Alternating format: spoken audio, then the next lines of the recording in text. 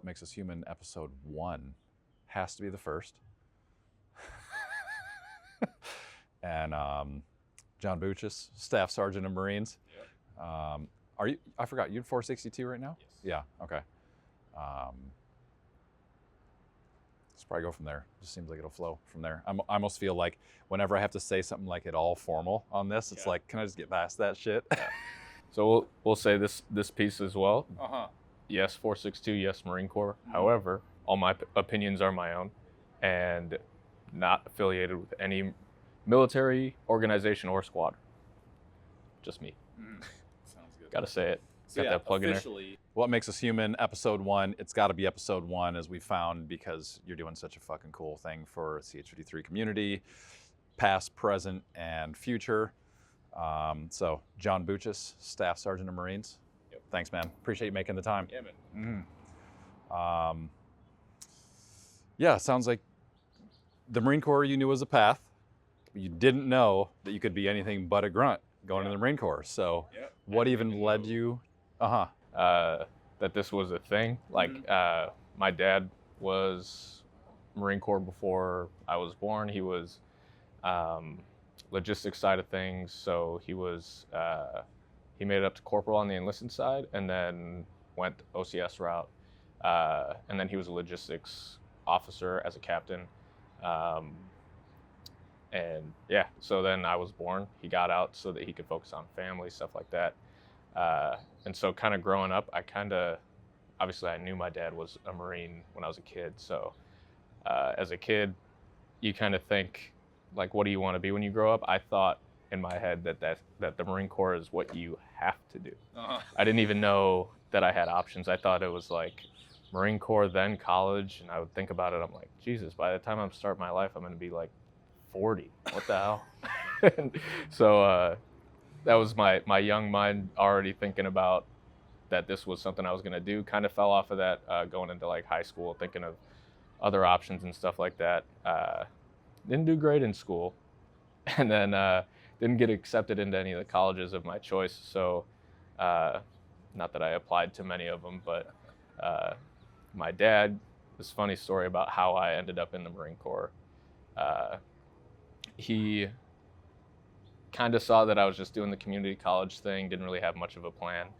On his way home from work, he stopped at the recruiting station, talked to a recruiter, got a bunch of like documents, pamphlets, stuff like that, wrote in a Sharpie my name on there, John Buchas, and then put it all into a manila envelope, sealed it up, just wrote in his own handwriting my name on there, no address or anything, just dropped it in the mailbox when he got home, came inside, told me to go get the mail.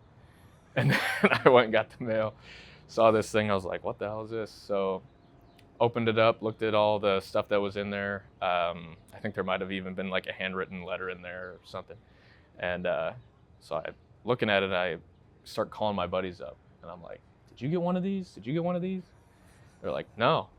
And so I'm thinking, they want me. I'm like, the Marine Corps thinks I'm a badass or something and wants me. So go to the recruiting station, talk to the recruiter, join, do the whole thing. And then I don't know if it was the same for you when you were coming up in the 53 community, but you got the A school in Pensacola. C school is over in North Carolina at MCS New River. So I was there at C school at the gym, and this guy approaches me. Didn't recognize him at first because he grew his hair out a little bit, but it was my recruiter. And he's like, you're Buchas, right? And I was like, yeah. And he's like, we start talking about it a little bit. He introduces himself again. I was like, yeah, you're my recruiter. That's cool. And then conversation's dying down, and he goes, did your dad ever tell you about what he did? And I was like, no, what are you talking about? And he told me everything right there. Of course, in the schoolhouse, your life sucks. So I call my dad. I'm like, what the hell? Like, you got me, man. But yeah, so that's how I ended up here. But coming in, like, first conversation with a recruiter, I did not know that there were separate MOSs or professions that you could have in the Marine Corps. I just thought that you join and now you're a Marine and that's it. And you're doing the job of being a Marine. I didn't think that I don't know what I thought I was getting myself into, but talking to a recruiter, obviously they ask you about what job you want. Here's your options. Here's what you qualify for with your ASVAB scores and this and that. And I actually, not like super smart or anything, but I did well on my ASVAB. And it's fair to say, yeah, you did well.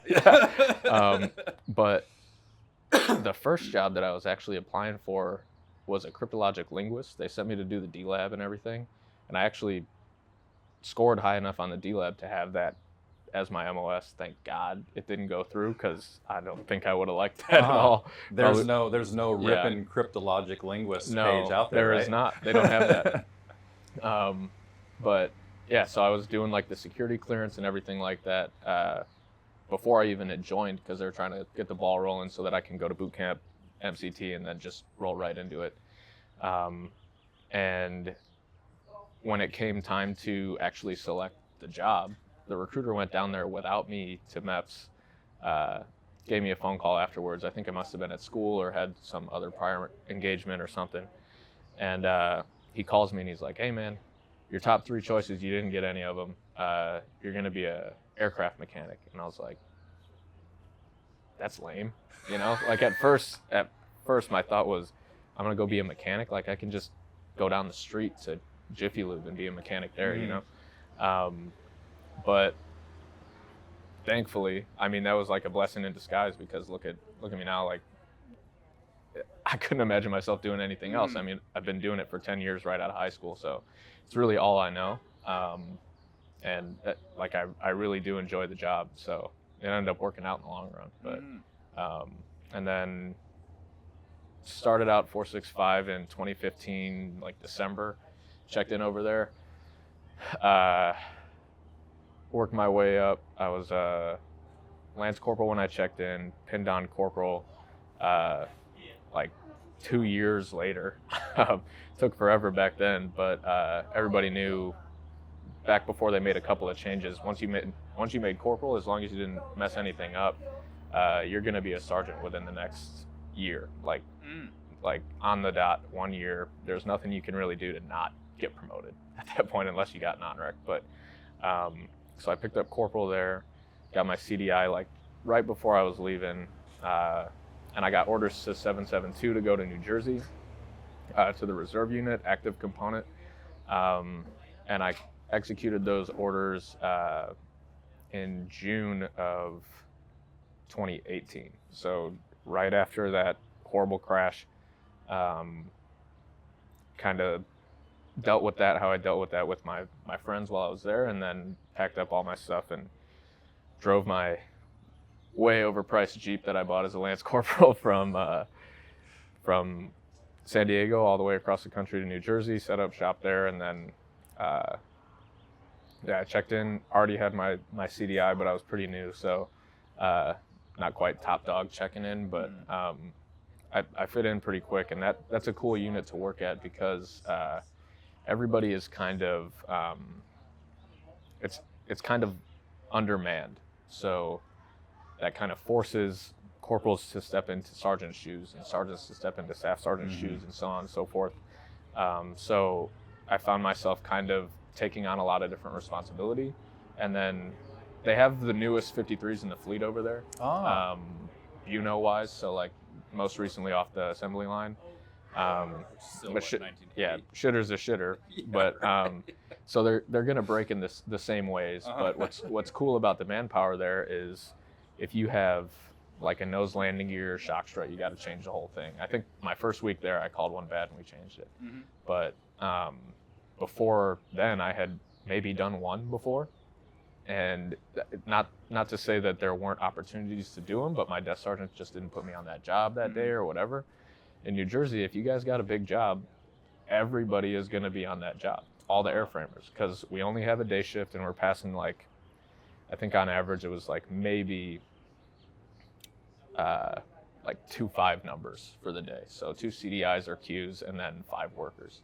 So yeah, and well, because it's also an INI, so if we had like funeral detail or something like that, you're losing like 2 to 3 guys from your work center already. But we also didn't have the reservists there, so that the TO for that squadron, it doesn't necessarily, from what I'm understanding from talks that I've had with the leadership back there, was you don't account for reservists in your TO. You have this many airframers, this many of them are CDIs, this many of them are Qs, but it doesn't, like, so your numbers that you have are including your reservists, but when they're not there, this is what you got. Mm-hmm. So, like, we had Gunny in there who was a Q, we had a staff sergeant who was a Q, so our TO is accounting for these numbers, but they're not there. Great dudes. Loved it when they were there, because you could pick their brain about whatever. They'd seen some stuff, and they were extremely knowledgeable. Like, they had done their time probably like close to 10 years active, and then went reservist to finish up their time for whatever reasons, starting a job or starting a family or whatever. But great people, but they were filling up our TO. So yeah, we made do, but it was cool because you progress very fast with that unit. A lot of guys kind of don't really see that until it's too late. I think all my junior Marines there either got out or lat moved or something, because if you start there, you're not going to deploy. You're not going to, that's the big one. All the guys that check in want to go deploy, want to go do something. But the detachments that we went on there, I'll never forget. I've been to probably 30, maybe 40 states in a 53, whether that's like for a gas stop somewhere in the middle of nowhere, southern Illinois or Missouri, or if it's a detachment out at Hill Air Force Base in Salt Lake City, where we're flying through the mountains like every single day. So I saw some cool stuff. I saw some kind of lame stuff, but I mean, I saw a bunch of stuff. And that's without even leaving the country. So those guys have a really cool opportunity over there, and I did enjoy my time there. I would recommend it to somebody who has the opportunity to go try it out. It's cold, don't get me wrong. I got a buddy working at Mott's right now. He's doing NSI checks out in Jersey this past week, and he gave me a call the other day, and he was like, "Dude, it is cold out here." I'm like, "Yeah, man," because I saw he was like sending me videos from like doing the Hudson River route up by New York City daytime, and I was like, "You're gonna have to go back that time, and it's gonna suck. I'm telling you right now." And yeah, he was telling me like that was terrible. Like, if we could get like a preheater or something to just shove in the back of the bird, strap it down, and I could just zip my flight suit up around it so I can stay warm. But that's some of the coldest flying I've ever done. But all in all, a good time. Anyway, back to my history, timeline, whatever. I worked there so through COVID, that was just a mess, because it's on an Air Force base, so they shut down everything. And we got approval to work there, not every day, but I know all the bases were kind of doing it differently. I know Miramar shut down for a little bit, and then in New River they were doing like 2 different crews. They would have one crew work 1 week, and then they'd take a week off while the other crew worked, and it was just day crew. But they were doing like a bunch of different weird things to, like, I guess kind of like a loophole to get away with working, because you can't stop working on 53s. You just can't, because they'll corrode, things will break, things won't work the same. I mean, how many times does maintenance control say, "What the hell? We just dailied that bird like 3 days ago, and now on this daily you guys are finding this?" I'm like, "Well, it's been sitting here doing nothing." So weather's gonna happen, corrosion is gonna happen. So we had to work on them. So we got approval to work like 3 or 4 days a week. I think 4 might be pushing it, but I was in QA. I just started QA at that time. And all the QARs, I was a sergeant, everybody else was staff. And they were, every single one of them used that line like, "Well, I don't want my family to get sick, so I can't come in." And the Marine Corps has to respect that, because of COVID. And I was like, "Well, I got nothing, so I guess I'm coming in." So I mean, I was super bored, so I was like, I got to go to work, do something, turn a wrench for a little bit. But yeah, so I would go in and work during the COVID period, and then my last big big thing that I did there, we were flying from Jersey to Erickson in Oregon for reset, because that's where our reset was. We had some kind of deal with one of our lieutenant colonels who was reservist. His civilian job was kind of coordinating everything for Erickson. So all the aircraft that would come in and out, he had some kind of control over all that. I don't know the extent of his responsibilities, but he lived out there, he worked there. So that's what our contract went through. I'm not saying he was like building himself up with Marine Corps funds, but he was the coordinator. So instead of just doing a quick little up and down into Pax River, we flew all the way across the country. So kind of a cool flight though, cool cross country mission to get over there, because you could stop basically wherever you want along the way. As long as I had the government rate for a hotel, stop, get some dinner, get a drink or something, and see that area a little bit, and then pre-flight the next day and keep going. But we got to Boise like 2 hours out, and that was our land time there, because we flew up from Denver. It took like a majority of our crew day to fly up to Boise, and that was a gas stop, so we decided to just stop there for the day. Next day would have been Friday. We get up to pre-flight, and I grabbed one of the PCRs to kind of pull myself up onto the head, and it felt like the H-links were super loose. And so I just grabbed the swash plate like you do to check that, shaking it back and forth. And you can see that uniball bearing in the swash plate that goes up the output shaft is moving like an inch up and an inch down whenever you moved it. And so this uniball was not tight inside of the swash plate. It wasn't just the H-links, it was the whole thing. Like, dangerous. Not good. So I probably stayed in every single hotel that Boise has to offer. And we were out there for about a month. And Boise is like, I guess it's kind of the only big city for a long way. So there's like conventions and other stuff that happens out there. So hotels, like, we had a reservation for like 2 days, but then when we had to extend it out, they're like, you can extend it out for like another 2 days, but then we're booked, we're full. So you got to find a different place to stay. So constantly just packing and moving around and all this other stuff. But the big problem there was the two pilots that we had. One of them was that lieutenant colonel who's reservist, and the other one was a major who's a reservist.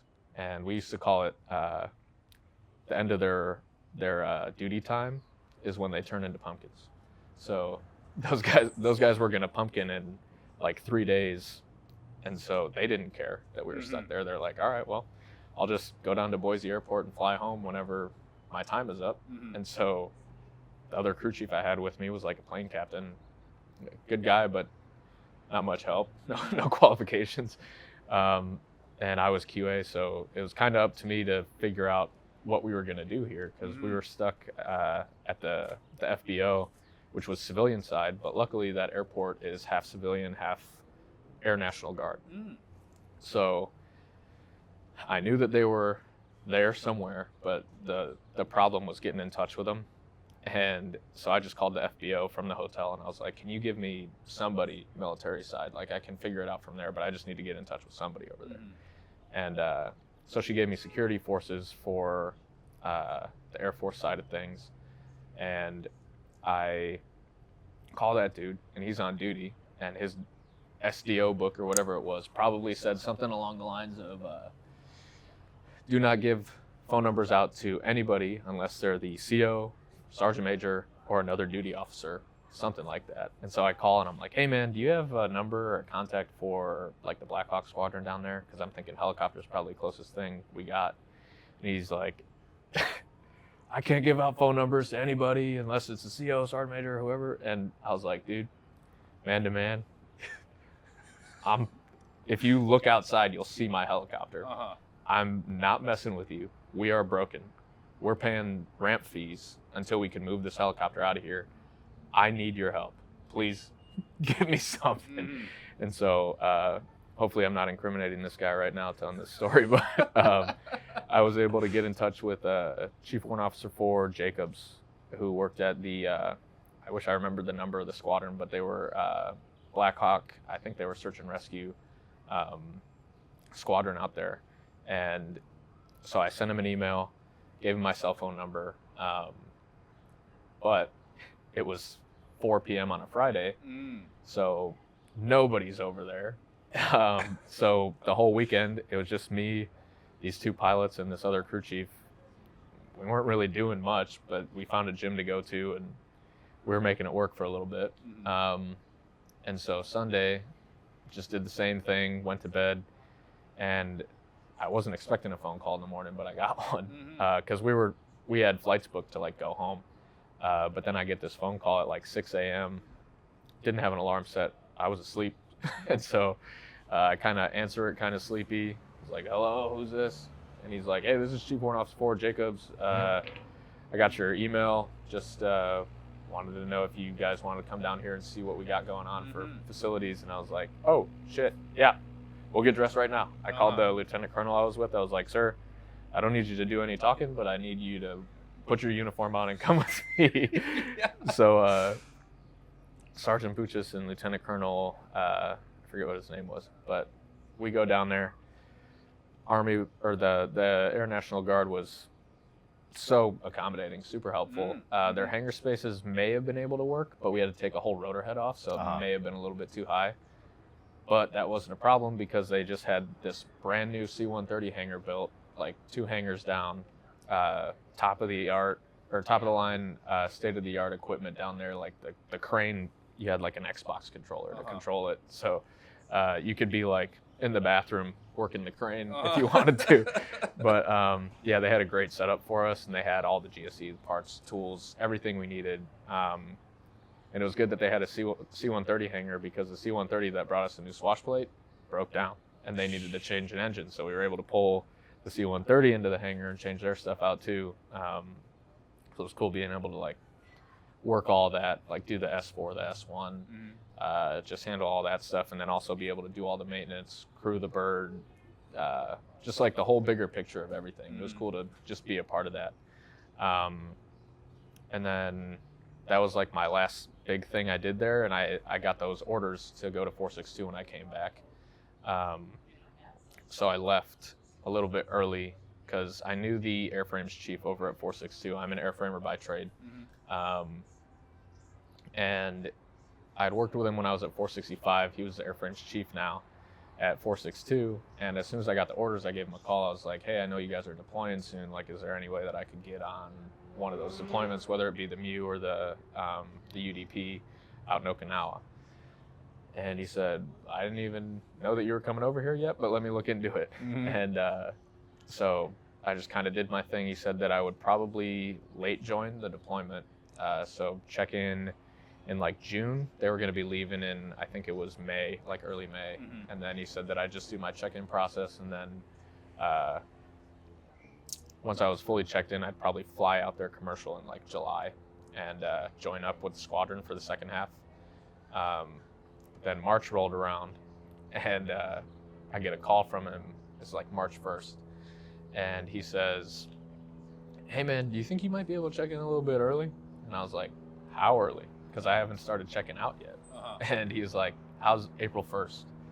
And I was like, oh my God. Like my apartment complex, my leasing office doesn't even know that I'm leaving yet. And now I got to be gone in like 2 weeks because I was going to take leave prior to going over there, see my family and everything, because if I'm about to deploy, I want to take some pre-deployment and stuff. So 2 weeks from that phone call to checking out, they didn't even get to finish my going away gift that they made me. They made like this 50 cal ammo box.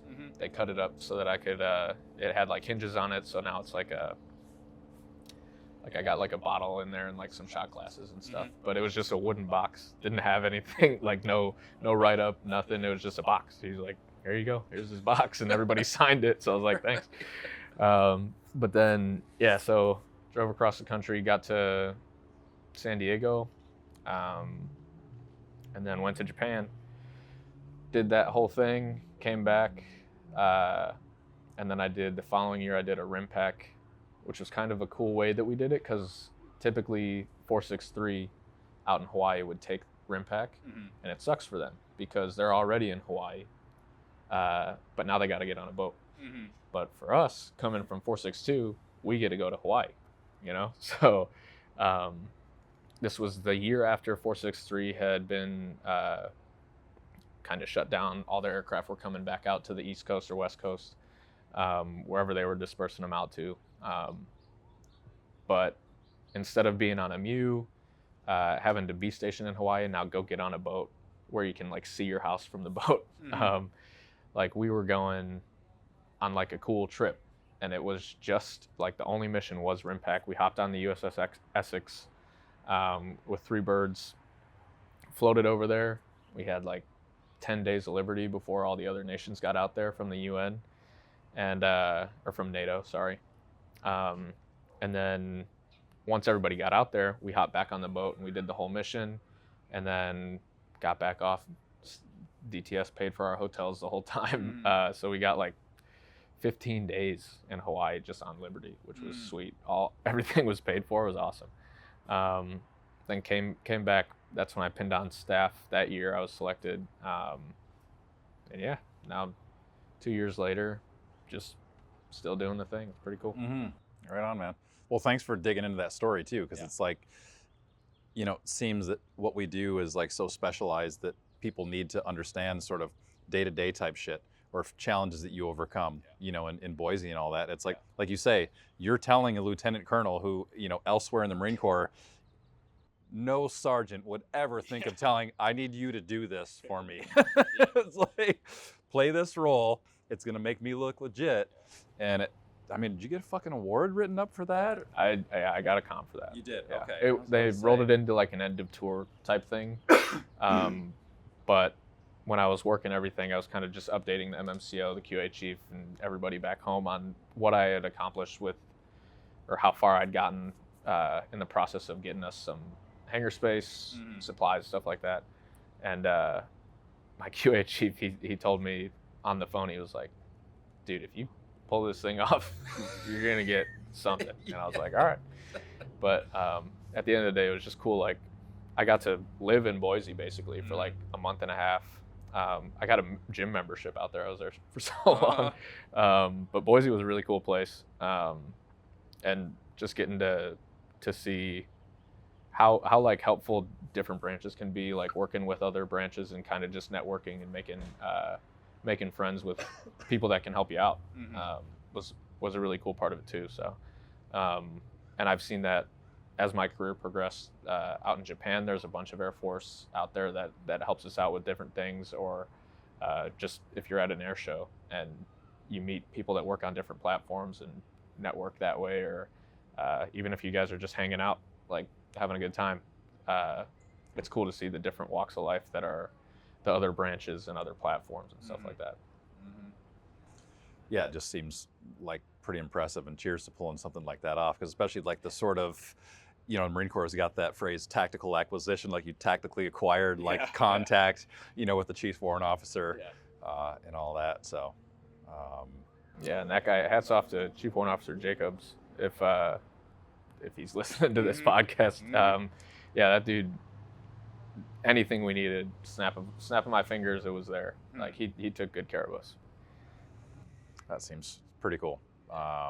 Yeah, that he was willing to pull that off. Like really saw, okay, these guys need every bit of help, you know, I can get them. So I guess, you know, I think I might have even forgotten at the beginning that you started Rippin Shitters. Like, so you take like this. Yeah, go ahead. So Rippin Shitters became what it is. Well, it started out from just an idea that me and a buddy had. We were talking in my barracks room on my last UDP about doing it because we had, I think COVID had something to do with it. Like some of these guys kind of got like a whole year of high school stolen from them, you know?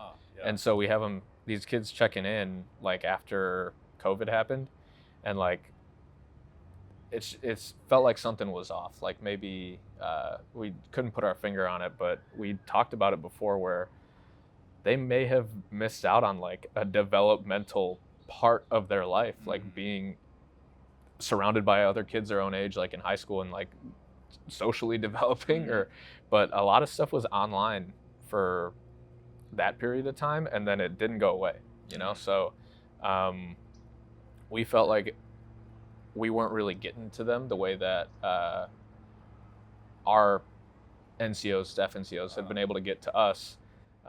That's not to say, there's other ways to motivate people, but you know what I mean? Like, I was motivated. Whatever they were doing for me, I don't know if it was the way that, like their leadership styles or whatever, was what I needed when I was there, as a Lance Corporal coming up. But, I mean, a big part of it for me, I had already made a couple of videos, just for my own personal page of like deaths we would go on, because I wanted people who don't, who have never been like a part of any part of the air wing, because a det is a cool experience, Mm-hmm. right? So we did one for, we just went out to Yuma and did a like a Winter Fury out there, which is like just a 2-week thing. And I was just taking a bunch of videos of us doing maintenance, some of the flying that we were doing, and then just goofy shenanigans that we were doing while we were out there. And I just mashed it together in like kind of a long video, but then I posted it on my Instagram, so like my friends, family can see like kind of what I'm getting into. And it's not like, I mean, my Instagram's private anyway, so it's not like it blew up or anything, but I was just happy to be able to share that with those people. And then I did another one for an air show that we went to in White Sands, New Mexico. And then a RIMPAC video. And so after RIMPAC, like the following year was that deployment, and we were thinking about making a deployment video. But we started getting all this content together from what we were taking videos of and pictures and everything. And just started the page. It started out pretty slow. But everybody that we worked with started following it because I don't know if they saw potential in it or whatever, or they're just supporting us. But not long after we started it, people started sending us their stuff to post. And once other people started jumping in on it, it kind of started taking off. Mm-hmm. Kind of a slow start on the following for like the first few months, probably like 6 months or so. And then I kind of took a minute and realized like we're posting like every 2-3 days, you know, but I have enough just content from my own career of videos and stuff that I've taken, pictures, whatever, that could probably just keep this thing going for a while, especially with other people contributing and sending their stuff too. So I just started posting every single day. And I think when I started posting every day, that's when it really started taking off. And then you have help from like Brotalion. I got the shirt on right now. Mm-hmm. Those guys, like as soon as we started, I think probably 2 days after we started, they were reposting some of our stuff and getting us a little bit more attention from their fan base or following or whatever you call it. So those other pages, I can't thank them enough for the stuff that they did for us. And then I'm in contact with them, like we're buddies now, helped them make the shirt. But yeah, so it kind of just took off. And originally, like I said, it was supposed to kind of reach out to the younger generation and kind of make them realize that the job is cool. The way that I felt about it when I was a Lance Corporal, I kind of knew that it was cool. Like, yeah, it sucks being a Lance Corporal and you got to run all over the place and you're doing the shitty jobs and covered in grease and oil all day, and it's just hot or cold, or temperature never seems to be good. But you're out there, you're either soaking wet or dripping sweat, right?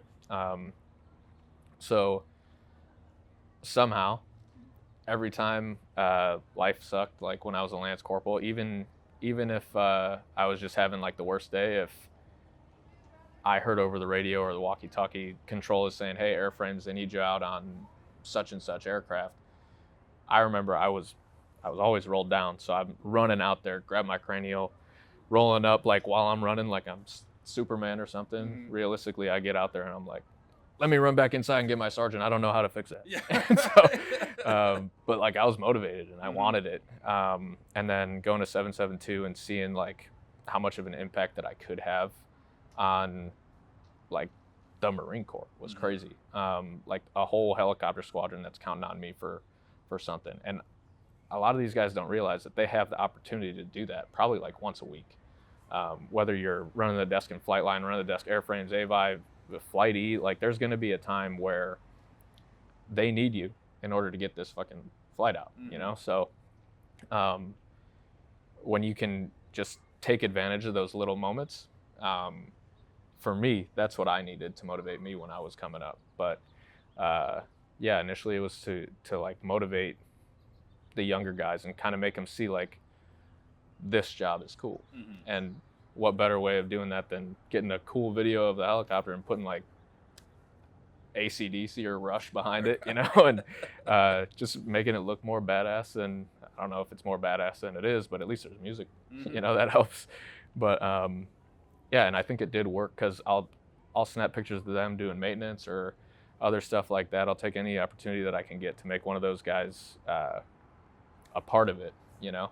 And then I know that goes a long way. You can see it in their face, or like you'll see them like reposting it or whatever. Like they're like, check it out, I'm on Rippin Shitters. So that is cool to be able to see that. But what it's done recently, I've been able to use the platform to benefit other people in the community. Like, for example, you, like you're reaching out for like me to, like I can advertise the podcast, or I can be a guest, right?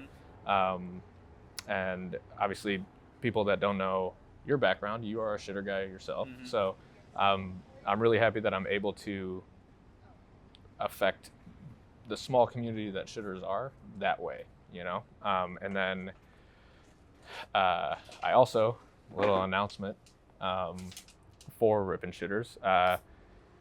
I have another buddy who I used to work with over at 462 who he is going to help me launch merchandise finally. So that's happening. Merch is coming. We're about 2 months out right now, according to the last I heard from him. But it's going to start kind of small, like probably a couple of t-shirts, a couple of different designs. I'm going to try to use that logo with the different colors of cranials, and then the crew chief pilot helmet on the logos, so you can kind of like make it your own. Like if you're a flight liner, you don't want to be wearing a green cranial on your chest. I know that, but yeah, so we're finally going to start getting some of that going, and then later on we'll work up towards like patches and stickers and stuff like that. But just starting it up. This guy, he saw an opportunity that he could help me out, I could help him out, and so just being able to benefit other guys within the community has been it's been a great tool for that, basically. And I like that I'm able to use it for that. So and thank you, of course, for joining us today. I don't even remember when it was last year, you know, that I was in town, but I was like, dude, I'm going to be in town. You want to link up or whatever and figure out how to plug in, you know, somehow. Funny enough, too, we know some 53 guys, you know, from the community or whatever. And it's, I guess, too, like the cool thing is that, you know, here you are carrying this thing on, like this, I guess you want to call it a legacy. You're carrying on what the 53 community has brought to so many guys who have loved it so much over all the years, you know, and countless grunts and everything who's, you know, we've saved their lives with these aircraft, flying them out of zones or whatever it is. And it's cool too, if you don't mind me ranting a little bit, you know, more about what the 53 community has meant for me.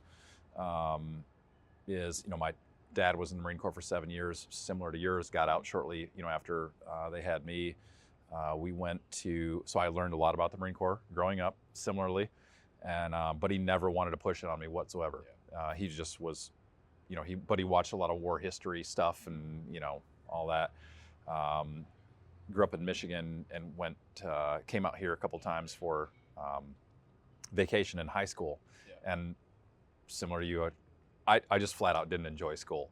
It just seemed like why do I have to like downgrade like what I'm capable of to like do this stuff? And literally I remember have teachers, before I go too crazy on that, but it felt like that provided an opportunity, you know, going to the Marine Corps.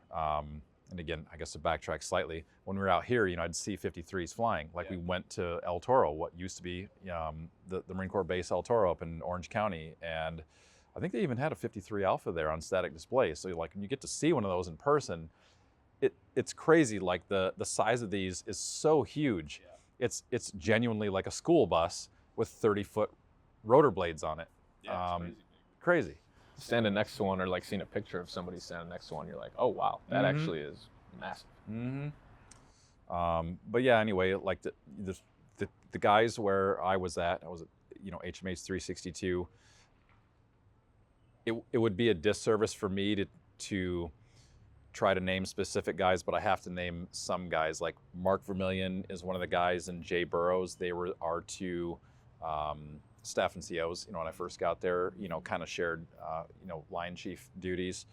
Like they expressed to us right from the start, which just like resonated with me. Like, we own these aircraft, and we need to treat them as if we're the only people who are ever going to look at these aircraft like we own them, and take pride in what you do on a daily basis. And so I've got buddies all over the country who are still in the 53 community. I've seen some of them on this trip. So anyway, it's been amazing that you learn from these people, and it seems like you've gotten the opportunity to shine to where if you're the detail guy and every bit of your work has to be like top quality and all that, it's got to be strict to the manual and whatnot. Obviously, in certain circumstances, shortage of parts or whatever it is, you find ways to make things work temporarily, which seems to be that just figure it out, adapt and overcome type of attitude.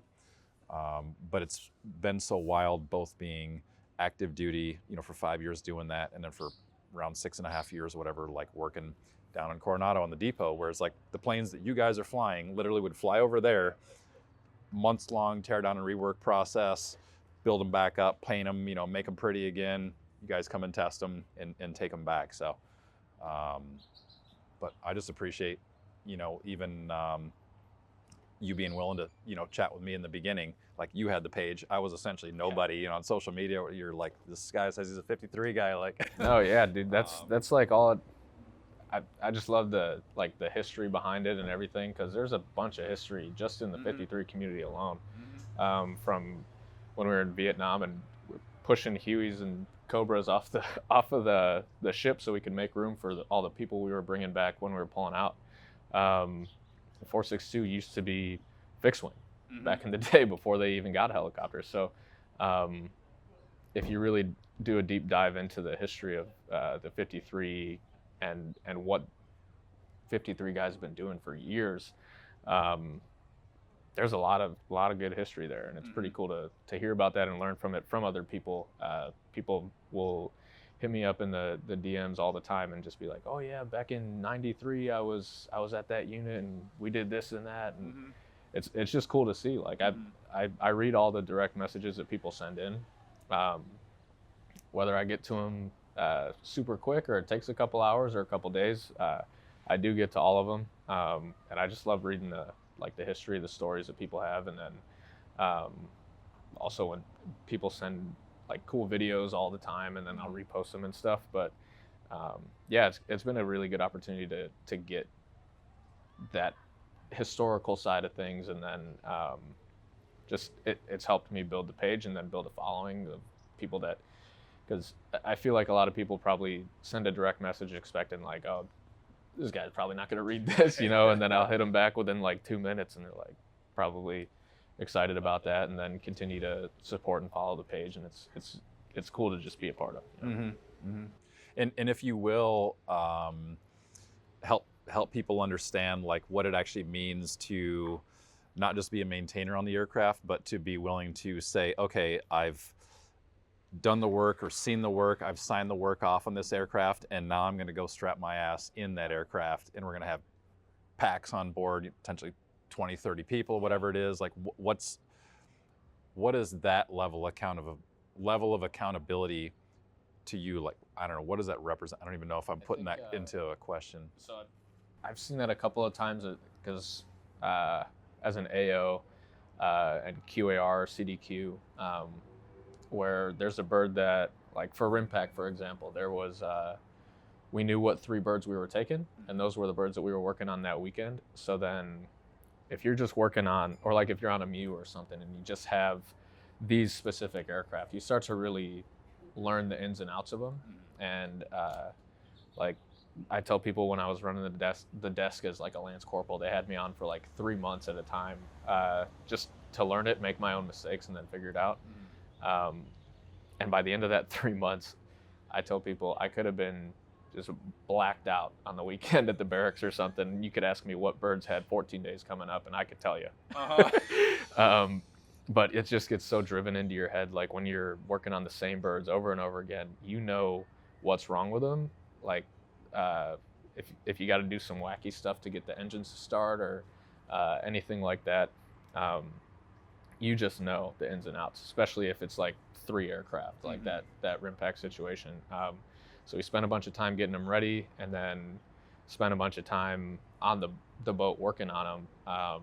And then I flew the same aircraft for the entire detachment because I was the airframes AO, and it had a brake issue. And you can't be on the boat with brake issues. So what we would do is we would leave the brakes locked, because if the brakes were locked, we didn't have a problem on the boat. When we would fly off, we would go to K-Bay, and we would need gas. So what we would do is I would hop out. I had a plug and a cap in my like bicep pocket, whatever that pocket is. And I would take the wrenches that I needed, my 9/16, and I would go over to the bad landing gear or the bad brake, and I would take the line off, cap it off. We would taxi over, taxi over to get gas, and then we get our gas. We come back, go to the spots, and then I would get out, reconnect it, brakes would lock, and then we just take off from the spots. But I mean, the pilot trusts in you to do that kind of stuff because he knows my work. He's seen, like, that's why it's important to also have like that good relationship with your pilots, is because there's been a couple of times where I'm flying and they're like, well, we got this guy on board, so he's airframes. Let's see if he can fix this, or even if my -2 is having issues on RIMPAC. -2 was losing all their first stage hide fluid fast, and they were about to be like, all right, you know what, let's just bring it back to the boat so we're not stuck here. And I was like, I told my pilots, I'm like, we have an airframes queue on this bird, like, let me go over there. And so they communicated to each other saying, hey, do you want Buchas to come over there? You can take a look. And they said no. And so I was like, all right. And then probably 5 seconds later, they were like, yeah, you know what, let's send him over here. And sure enough, the QDs, they have these aluminum QDs that are terrible on our first stage pumps, or any of the pumps, but the aluminum ones, they're yellow, but the bearings inside of them that keep them locked in place are steel. And so dissimilar metals, steel on aluminum, is going to wear through pretty quick, and they wear through all the time. So I look up there, and there's nothing leaking anymore because the first stage is empty. I was like, you guys need to shut down now. And so they shut down, and I go to pull the QDs off to take a look.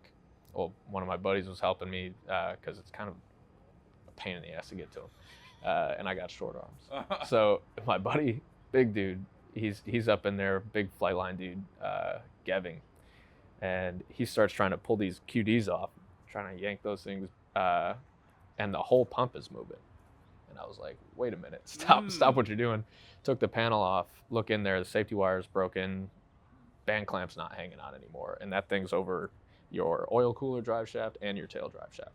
So if that had fallen, if they had decided to go back to the boat, holy shit. Yeah. You know? So we were able to fix it and then get everything done and get it back to the boat. 1 day turnaround, and then flew the bird for the next mission the next day, which was awesome to just be like a part of that. And then, I mean, those pilots have no choice but to trust you. And so you have to be trustworthy, and you have to make sure that when you're doing the maintenance, you're doing it right. Because if you have a track record of messing things up, then that's going to be the difference one day when it's like, hey, we're trying to get this bird out. So-and-so says it's good, but he said it was good last time, and it almost fell out of the sky. So, yeah, that relationship is important between pilot and maintainer.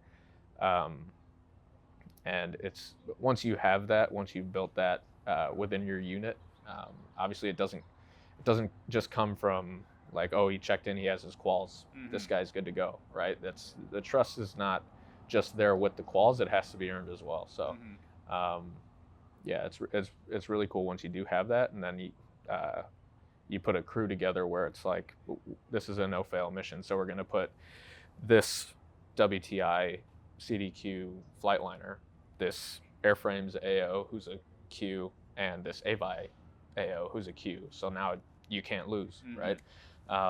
So I've been in a couple of crews like that have just been, we may not have made it all the way back. We'd probably still be stuck in mainland Japan if the crew was any different.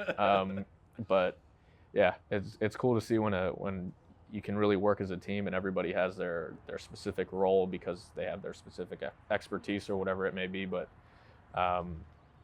yeah, and then a good group of pilots that know what they're doing and know how to handle situations and stuff like that. When a shitter crew is working well, that thing is a well-oiled machine. Like not just the helicopter, but the crew as well. So yeah, and that is something that kind of sets us apart from other platforms, you know? Like if you're like maybe C-130s or something, you don't really have that, you know? You don't have like because that relationship doesn't really matter because you don't need your crew for anything other than like taking off or pre-flighting or something. Like, and then the guys are just hanging out in the back doing nothing. But there have been multiple times where we got to fix something in flight. Like, give me the wrenches. We got to fix this thing while we're flying. And not a lot of other platforms, I think, get that experience. So, yeah, the crew chiefs on a 53 crew are doing a lot of work. Like, it's not just along for the ride and then you're loading cargo and pushing cargo out or loading packs. It's like either you got guns, you got externals. Pilots can't do externals without you. They can, but they're gonna have to be on that FLIR and it's gonna be a pain. But like externals, guns, refueling. I don't know if you knew this, but I just thought it was so funny because I was watching a Cobra pilot come up to the pits years ago, and he gets out, and he has to do it because he's the only one. He doesn't have a crew. It's just him. I was like, what's a pilot doing? And then he plugs it in. I'm like, oh, yeah, I guess that makes sense. You can't just tell your crew chief to get out and go do that. But just having, like, maintenance qualified crew chiefs is such a game changer because that trust, that same trust or that bond that you create with those pilots too. There have been other times in flight where we have like a hydraulic issue or like, hey, they're like the brakes are leaking, and I'm like, well, here's what the limit is for in flight, and we're not past that limit right now, so we're gonna be good. And then the pilots are like, all right, we just said we're good, so let's fucking go. And then same thing with like AVI stuff. I just can't speak on AVI as much because I don't have as much experience with AVI. But yeah, every crew should have a flight liner that knows the ins and outs of like how engines work and stuff like that. So any kind of EPs or problems that come up, any AO should be able to figure that stuff out too. But the flight liners, I mean, that's their job. It's not the Air Force. We do both, you know? So your crew chiefs are not just crew chiefs. They are maintainers as well. And if you have a good one, he's going to know not just crew chief stuff, but he's going to know how to fix that bird if it needs it. So it kind of sets us apart in a big way. I think if you're looking for a good crew for anything, a shitter crew is a crew to go for. Fucking right, man. Tell you what, it sounds like we could fucking talk for days and days. And you know what's actually coming to mind is we've got to do like a fucking shitter guy round table at some point where we just plug some dudes in and just like press play or press record, you know? It would be cool. Next time you're out here, man. Yeah. All right. Well, unless there's anything else right now, seems like a decent spot to stop. Yeah, man, that's, of course, again, you know, we could just keep going and going. So I'm happy to come back and do another one because we definitely could cover some more, I'm sure, because I could probably talk your ear off all night about this stuff. I love this job, man. If not you, then me. Right on, John. Yeah. Thanks a lot, brother. Yeah, appreciate man. it. Thank you. All right, folks, that's it this time. Thank you.